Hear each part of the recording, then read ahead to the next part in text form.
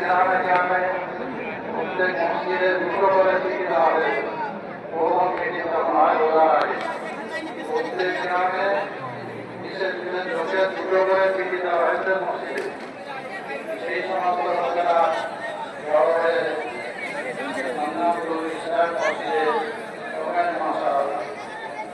ওখানে মাসার বিভিন্ন কথা হয়, তার মধ্যে শেষ কথা হলো যে যারা রায়না হয়েছে 80-85 জন 90-95 জন মানুষ এরকম